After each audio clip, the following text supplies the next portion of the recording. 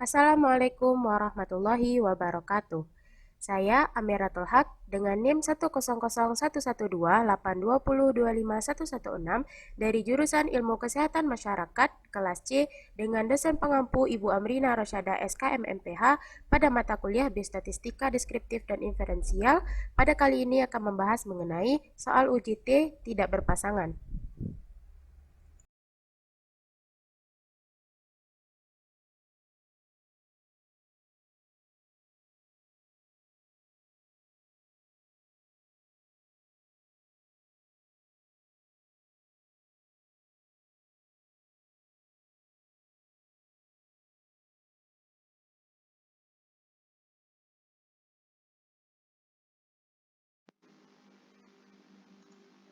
Baiklah, pada kesempatan ini kita akan membahas mengenai soal UJT tidak berpasangan mata kuliah Biostatistika. Dari soal di atas, kita bisa melihat yang ditanya yaitu apakah ibu yang merokok akan melahirkan berat bayi yang lebih rendah dibandingkan dengan ibu yang tidak merokok.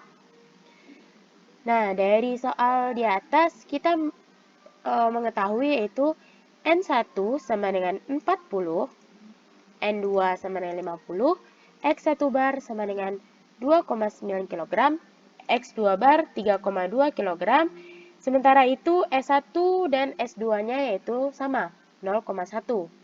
Dari soal kita juga mengetahui nilai alfanya yaitu 5% atau 0,05. Sebelum melakukan penyelesaian, kita menarik hipotesis terlebih dahulu, yaitu hipotesis 0 dan hipotesis 1. Hipotesis 0 yaitu tidak terdapat perbedaan antara berat badan bayi dengan ibu yang merokok dan ibu yang tidak merokok. Sementara itu, hipotesis 1 yaitu terdapat perbedaan antara berat badan bayi dengan ibu yang merokok dan ibu yang tidak merokok.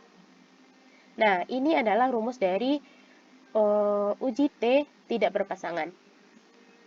Selanjutnya kita akan melakukan penyelesaian. Nah, penyelesaian ini ada beberapa langkah.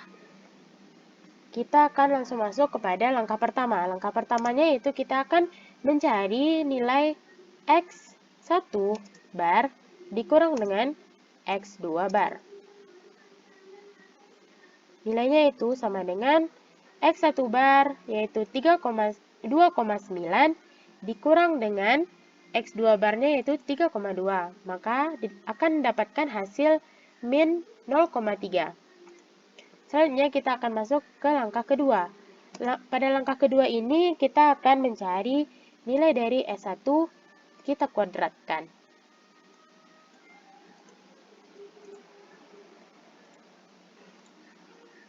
Nah, sama dengan S1-nya yaitu 0,1, lalu kita kuadratkan, hasilnya adalah 0,01.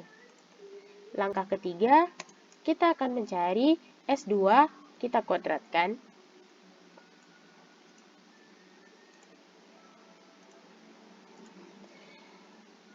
Langkahnya sama dengan cara mencari standar deviasi 1 kita kuadratkan tadi, yaitu sama dengan nilai S2-nya yaitu 0,1, lalu kita kuadratkan, akan mendapatkan hasil yaitu 0,01.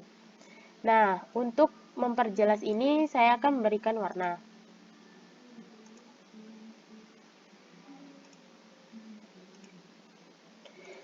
Nah, selanjutnya kita akan masuk kepada tahap keempat, atau langkah keempat. Langkah keempat kita akan mencari dari rumus ini. Nah, rumusnya yaitu buka kurung kembali, lalu N1 dikurang dengan 1, tutup kurung, S1 kita kuadratkan, lalu ditambah dengan buka kurung, N2 kurang 1, tutup kurung, S2 kita kuadratkan, lalu tutup kurung kembali.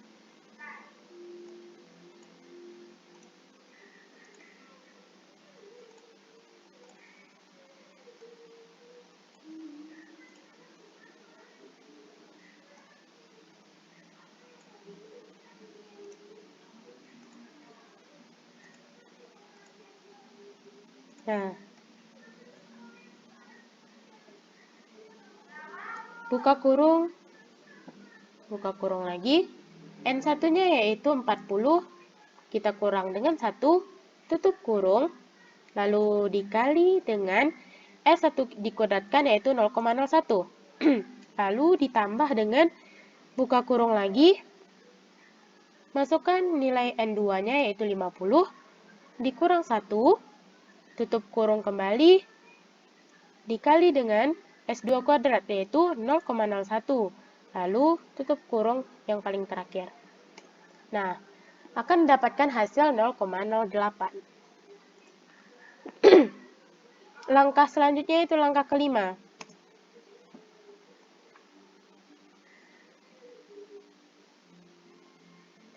Pada langkah kelima ini kita akan mencari yaitu N1 ditambah N2 dikurang dengan 2. Nah, caranya yaitu buka kurung N1 ditambah dengan N2, tutup kurung, lalu kita kurangkan dengan 2. Sama dengan buka kurung N1-nya yaitu 40, ditambah dengan nilai N2-nya yaitu 50, kita tutup kurung, lalu dikurangi dengan 2. Enter, maka kita akan mendapatkan hasil yaitu 88. Nah, kita akan masuk kepada langkah ke-6. Pada langkah ke-6 ini kita akan membagi langkah ke-4 dengan langkah ke-5. Nah, langkah 4 dibagi dengan langkah 5. Sama dengan langkah keempat yaitu 0,88 dibagi dengan 88. Maka akan mendapatkan hasilnya yaitu 0,01. Untuk lebih jelas ini akan saya berikan warna. Selanjutnya kita akan masuk kepada langkah ke-7. Pada langkah ke-7 kita akan mencari nilai dari ini. Nah, rumusnya yaitu buka kurung 1 dibagi dengan N1 tutup kurung, lalu kita tambah dengan buka kurung lagi 1 dibagi dengan N2, lalu tutup kurung. Nilainya yaitu sama dengan buka kurung 1 dibagi N1-nya yaitu 40, lalu kita tutup kurung, tambah buka kurung 1 per nilai N2-nya yaitu 50, tutup kurung. Nah, maka dari itu akan didapatkan hasil yaitu 0,045. Nah, selanjutnya kita akan masuk kepada langkah ke-8. Pada langkah ke-8 ini kita akan mencari nilai dari langkah ke-6 dikali dengan langkah ke-7. Langkah 6 dikali dengan langkah 7. Maka dari itu nilainya yaitu sama dengan langkah 6, 0,01, kita kalikan dengan langkah ke-7 yaitu 0,045. Maka dari itu hasilnya yaitu 0,00045. Nah, kita masuk kepada langkah terakhir. Langkah terakhir yaitu kita akan mencari akar kuadrat dari langkah ke-8. Ini yang akan kita cari. Akar kuadrat dari langkah ke-8. Akar kuadrat langkah 8. Nah, untuk mencari akar kuadrat ini kita bisa menggunakan rumus yaitu SQRT. Nah, lalu kita akan sorot ini. 0,00045, tutup kurung, enter. Maka kita akan mendapatkan hasil 0,021 sekian. Nah, dari langkah penyelesaian ini kita akan bisa mencari T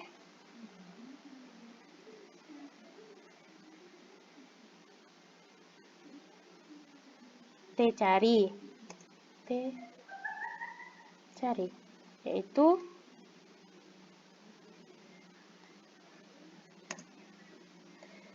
cara mencarinya yaitu langkah pertama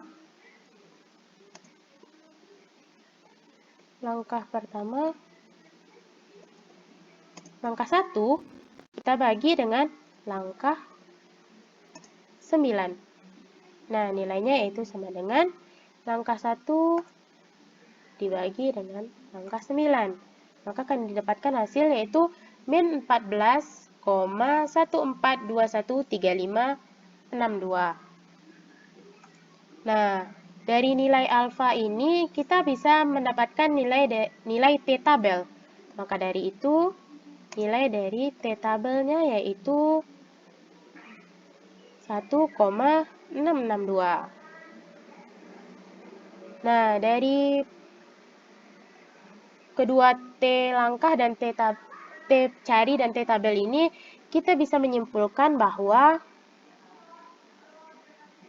kita bisa mendapatkan kesimpulan yaitu, kesimpulan T hitung atau T cari ternyata lebih kecil dari T tabel.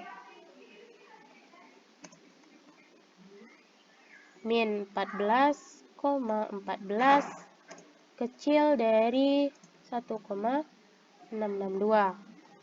Nah, jika T hitung lebih kecil dari T tabel, maka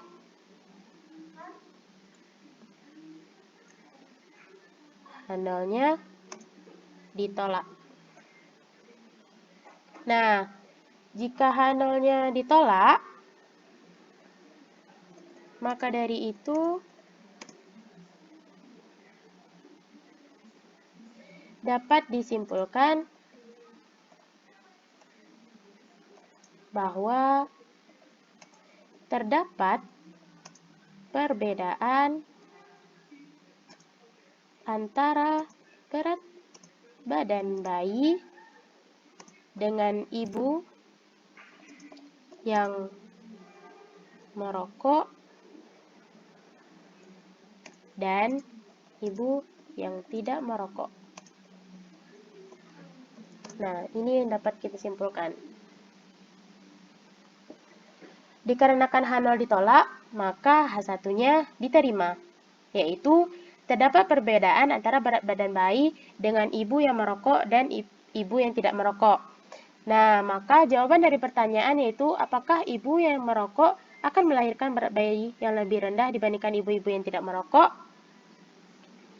Jawabannya yaitu terdapat perbedaan antara berat badan bayi dari ibu yang merokok dan ibu yang tidak merokok. Baiklah, terima kasih. Sekian dari saya. Apabila ada salah, Assalamualaikum warahmatullahi wabarakatuh.